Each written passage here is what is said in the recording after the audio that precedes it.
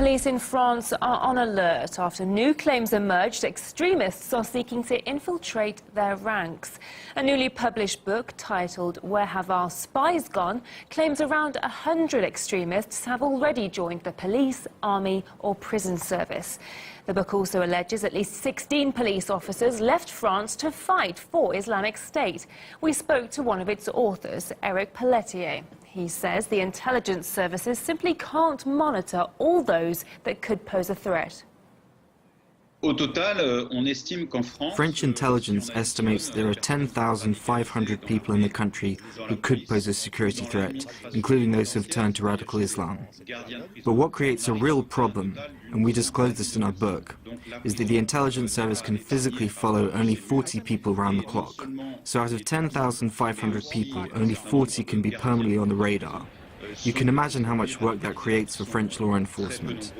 Altogether, there are about 100 extremists among the French police, soldiers and prison guards.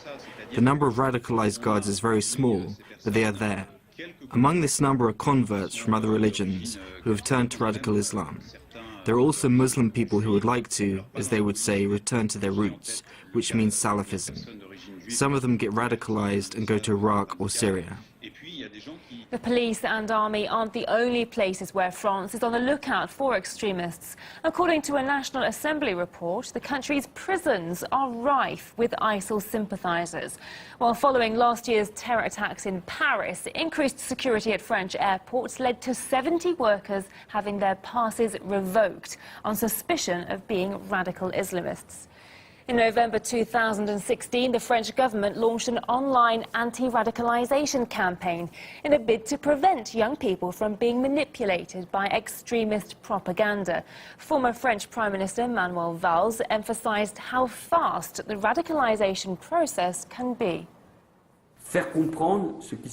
We want to show what is behind the propaganda, show the methods used and especially, and I'd like to stress this, the speed of the indoctrination process.